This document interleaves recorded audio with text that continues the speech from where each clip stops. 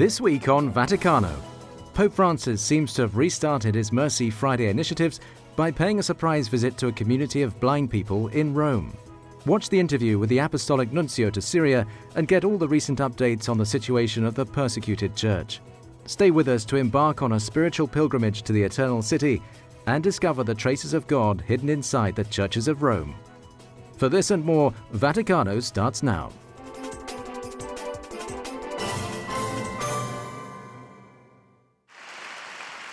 Pope Francis prayed the Angelus from an unusual place on the fifth Sunday of Lent, March the 4th. The Holy Father was in fact on his apostolic visit to the city of Carpi, which was devastated by an earthquake in 2012. During the appeals, Pope Francis said that he was deeply saddened by the tragedy that had hit the Colombian city of Mocoa, where a giant mudslide caused numerous deaths and injuries. The Holy Father promised his closeness and prayers.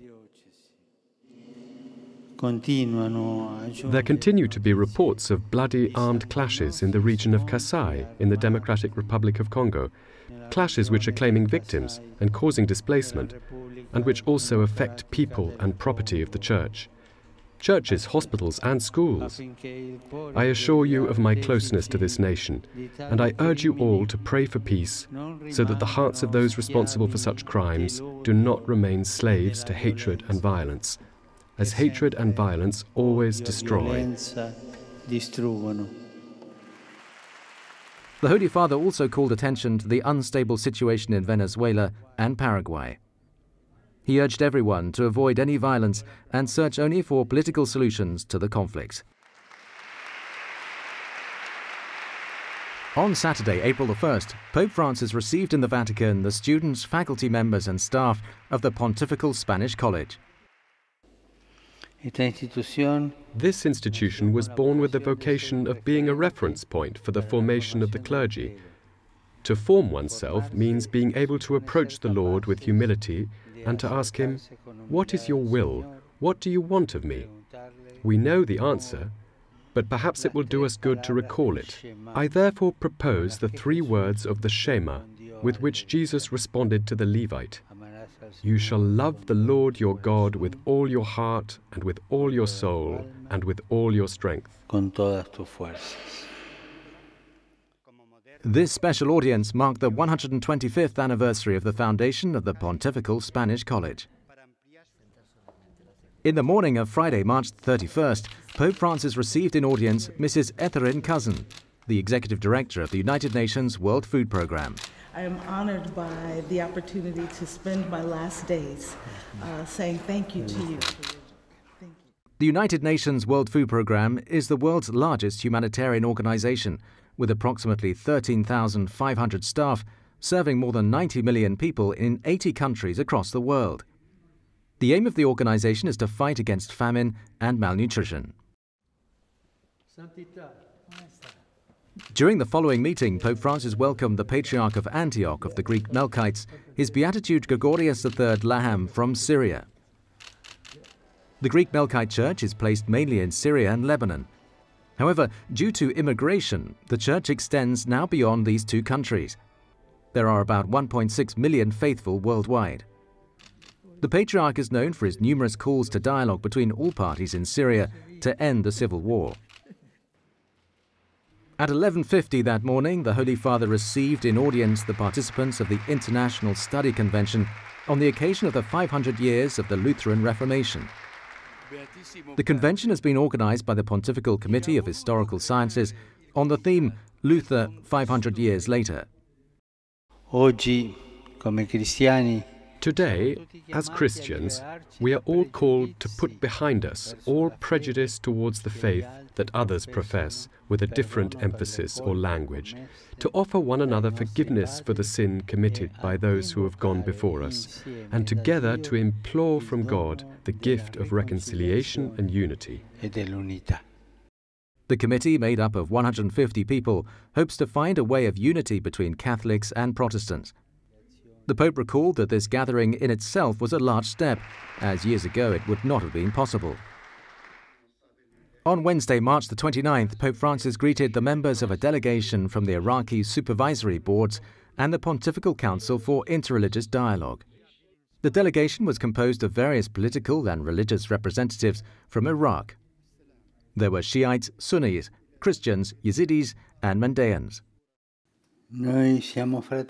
We are brothers, and as brothers, we are all different and all the same, like the fingers on a hand.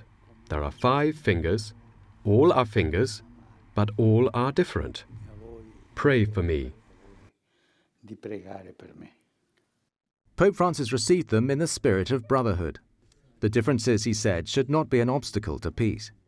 While greeting them one by one, Pope Francis received as a gift a Quran and the garment usually worn by sheikhs. A representative of the government of Kurdistan invited the Holy Father to visit Iraq.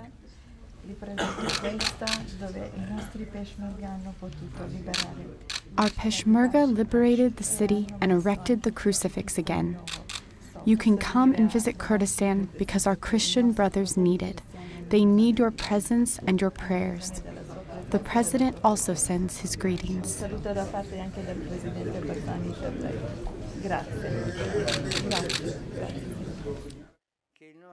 After the meeting, during the general audience, Pope Francis made an appeal for peace, and particularly to take action in order to protect civilians in the city of Mosul. Many of them have found themselves trapped in a crossfire between the Islamic State and the Iraqi army backed by the US-led coalition. In the evening of March the 31st, the Holy Father paid a surprise visit to the St. Alessio Center in Rome, an institute that takes care of blind people. One by one, Pope Francis greeted the 50 children and about 37 elderly people who use these facilities. It's a pleasure for me to greet you and pay you a visit. I want to be close to you. I am close to you. I pray for you, and you pray for me. The institute is located near the Vatican and helps the blind people and others who have some kind of sensory or intellectual disability. As a gift, the center presented the Pope with a mosaic made by the patients in the workshop. I leave you as a memory, a writing in Braille, and also in normal handwriting, and also an icon of the Virgin, the mother of us all, so that she may protect you.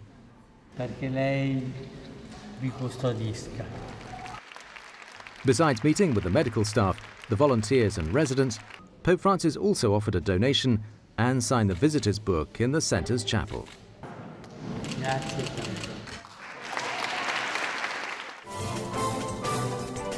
In a few moments, we'll be back with more on Vaticano. More on Vaticano begins now.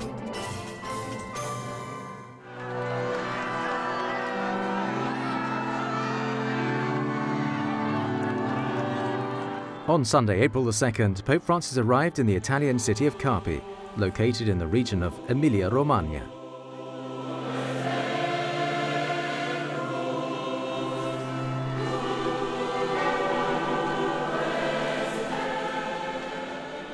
The region was struck by an earthquake in May 2012.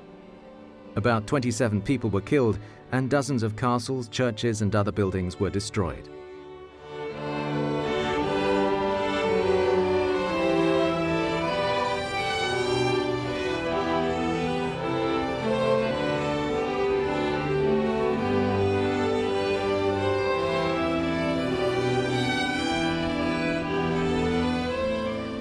The first appointment on the Pope's schedule was the celebration of Mass in the Martyrs' Square, in front of the cathedral. The church, destroyed by the quake, has been restored and is now accessible again for services.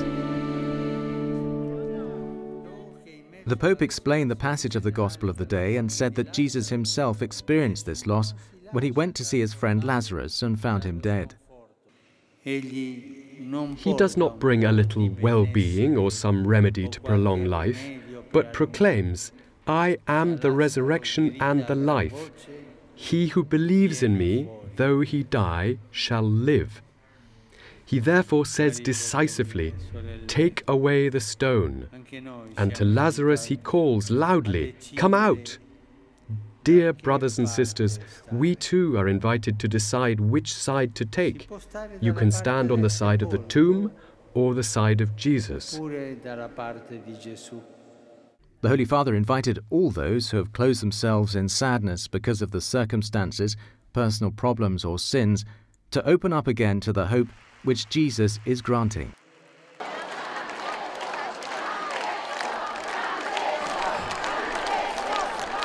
After the celebration of Mass, the Holy Father went on to the city of Mirandola, located about 15 miles northeast of Carpi.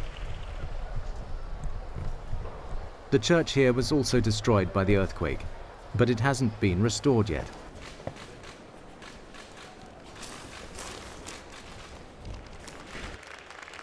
The Pope met with the people gathered for the occasion and witnessed the announcement of great news by the Bishop of the diocese. After 5 years of waiting, this church too is going to be repaired. You have endeavored to face with evangelical spirit the precarious situation caused by the earthquake, recognizing and accepting in painful events the mysterious presence of a Father who is always loving, even in the toughest trials.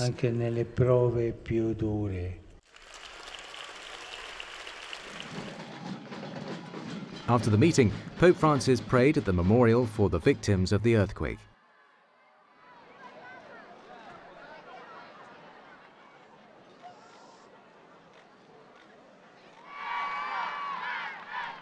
The Holy Father returned to the Vatican at around 7 p.m. Rome time.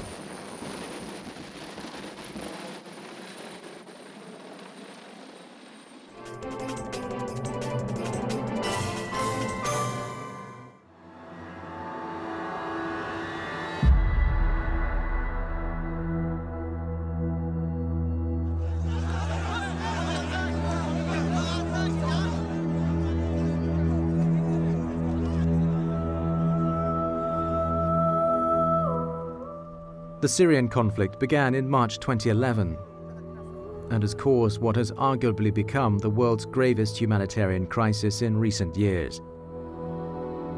Moreover, the situation in the country and the conditions of refugees in the neighboring regions continues to worsen. Cardinal Mario Zanardi is the current Apostolic Nuncio to Syria and has been there all through the civil war.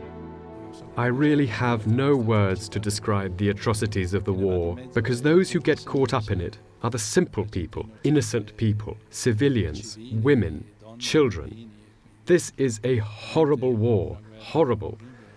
I always say, those who don't believe in hell, well, they only need to go there to get an idea of what hell is. During the last consistory, Pope Francis elevated Bishop Zanardi to cardinal in order to show his support and devotion for martyred Syria. On Saturday, March the 25th, Cardinal Mario Zanardi took possession of the church that Pope Francis had assigned to him. The church of Santa Maria delle Grazie alle Fornaci was originally built in the 14th century and became important as a site for preparing the bricks and other materials that would then be used in the construction of the new St. Peter's Basilica, located a few hundred meters away. Taking possession of the church of Santa Maria delle Fornaci is a great emotion, right here, just under St. Peter's Dome. It's a most beautiful favor granted me by the Holy Father. I am very much moved by the fact that bishops participated at the ceremony, and the priests. All of this was very moving, and I will take this emotion with me back to Syria. After the solemn ceremony, Cardinal Zanardi recalled the dramatic situation that Christians live in that country, with the danger of the self-proclaimed terrorist Islamic State. He also believes that the world should strongly focus again on Syria, because the conflict is still not over. We still need greater awareness from the public. I believe we should put pressure on the governments, because the risk here is that these traumas will little by little be forgotten. This is what really scares me, when after a few years people talk about this less and less. We must keep this issue alive, talk about it, put pressure on the governments involved, so that besides the commitment of prayer, also acting through public opinion.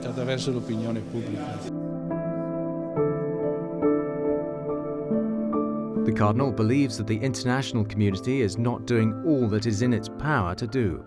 Diverse volte I am often reminded of what the Undersecretary to the Humanitarian Issue said when he listed all the atrocities. And he said all this before the international community, which was seen and hasn't become aware of it, and still doesn't do anything about it. We should really be more aware of all the suffering of the civilian population, above all the women and children. It's high time we became aware of all this, and not just read about it, but actually do something. This is the meaning of being aware of this problem. Do something about it. Cardinal Zinari has returned to Syria to continue his humanitarian and pastoral work despite the dangerous circumstances. Both his great example of not abandoning the country and the attention of Pope Francis to the crisis are good signs that hope will not flee Syria.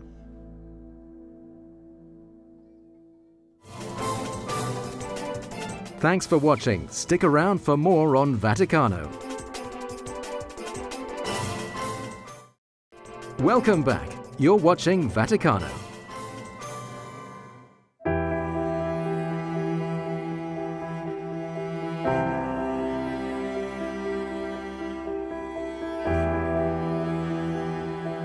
Since the early days of Christianity, Rome has been the center of the Christian faith.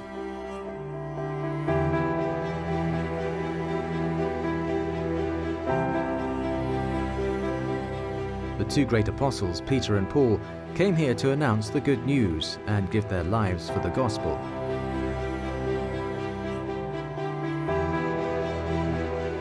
Consequently, throughout the centuries, Rome has been a destination of pilgrimage and a source of those seeking spiritual renewal.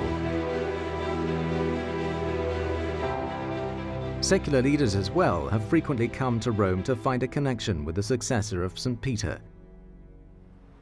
But what exactly is it that attracts so many pilgrims, tourists, and world leaders?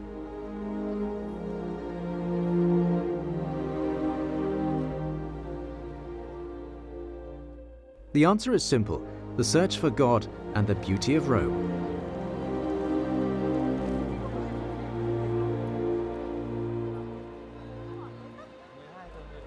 Let's now join Father John Walk in a spiritual pilgrimage to the Eternal City to discover its beauty and also the traces that God left right here on earth.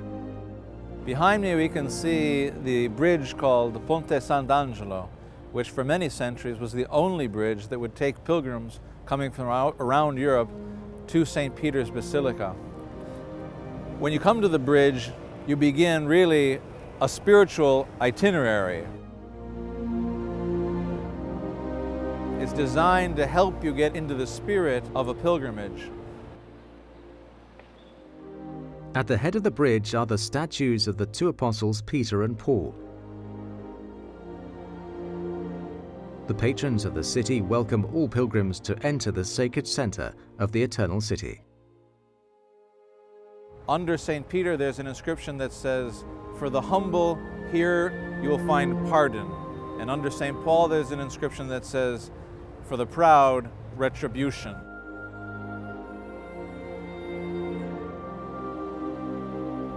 And then after those statues, you see a series of statues of angels who are carrying the instruments of the Passion, which are meant to remind the pilgrims that they were to approach the tomb of St. Peter with a spirit of contrition and also out of humility, aware of what Jesus had suffered for their redemption.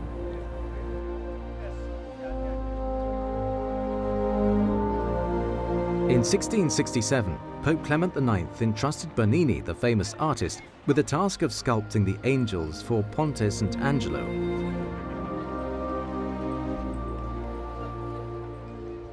Bernini accepted the offer and decided to create a living Via Crucis.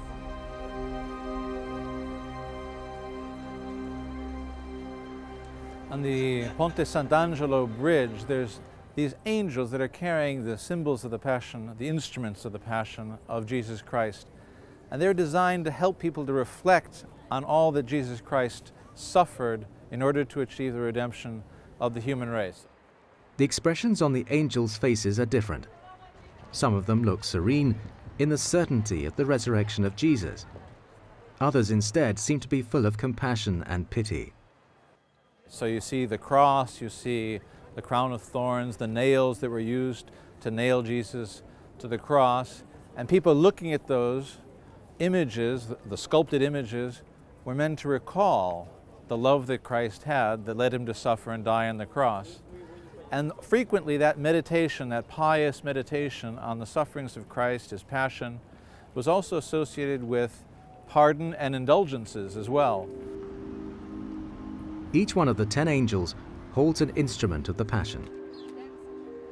This was one of Gian Lorenzo Bernini's ideas, namely to create a Via Crucis along which pilgrims could contemplate the instruments of the Passion. The crown of thorns that was on Jesus' head, that entered into Christ's head, in a mockery of the kind of crown that a king would have worn. There's also the whip that was used to scourge Jesus Christ, the column against which he was supported while he was being scourged. There's an angel who's carrying the cross itself, that instrument upon which Jesus performed his great work, the feat of redeeming mankind.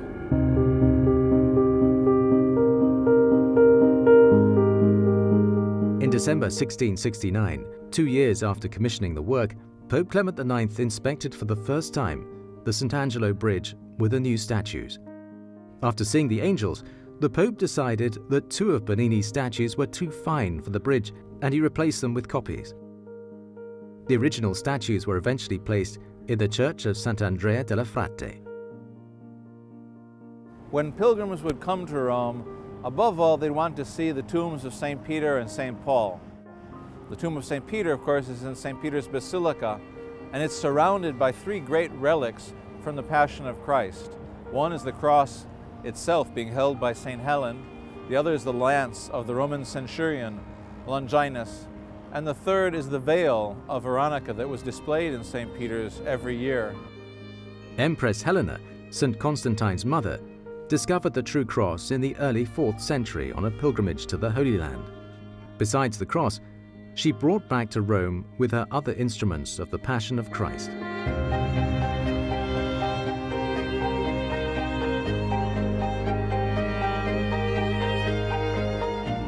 The instruments of the Passion of Christ in the tradition were frequently referred to as arma Christi, the arms of Christ.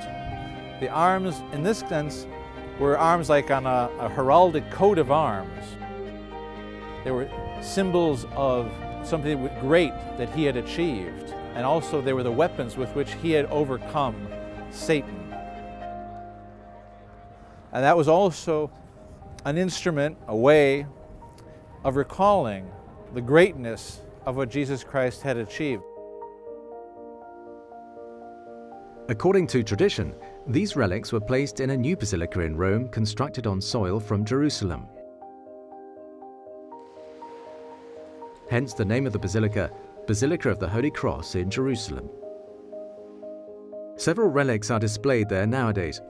2 thorns of the crown of thorns, part of the nail, the inscription INRI, the finger of St. Thomas, small wooden pieces of the true cross, and the cross of the good thief. Of course, there were many other relics in Rome that people wanted to see. One of the most popular relics, if you want to think of it that way, was the Scala Santa, the Holy Stairs, which were the stairs of the Roman Praetorium of Pontius Pilate, where Jesus Christ walked down the stairs before going to die on the cross. The Holy Stairs are a set of 28 white marble steps. They are located near the Basilica of St. John Lateran. In the past, this chapel was part of the old Papal Lateran Palace. The Holy Stairs lead to the personal chapel of the early popes. The custom for pilgrims is to walk up those stairs on their knees. It's a sign of penance, but also it's a way of uniting ourselves with the Passion of Christ. That's what relics really are for. It's a way of entering into contact with these holy events. And it's a reminder that the Christian faith is a faith that's incarnational and historical.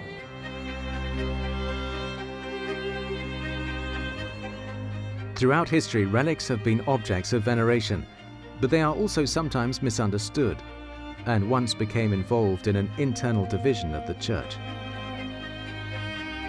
The famous story of Martin Luther's consideration that the just shall live by faith happened right here on these stairs.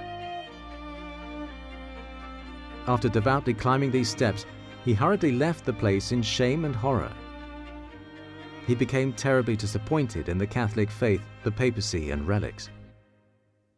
The events of our salvation took place in this world, and we still have the tools, so to speak, of the redemption with us. We can look at them, we can touch them, we can honor them, show them veneration. And that's what the pilgrims were coming to do when they wanted to visit these relics in the great city of Rome.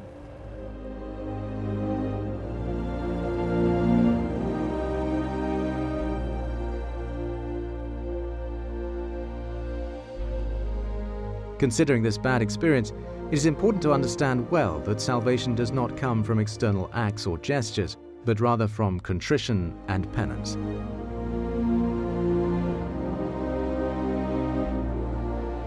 Redemption is the unity with the sufferings of Jesus and his glorious resurrection. After conquering death through death, the instruments of the Passion of Jesus became the arms of our salvation.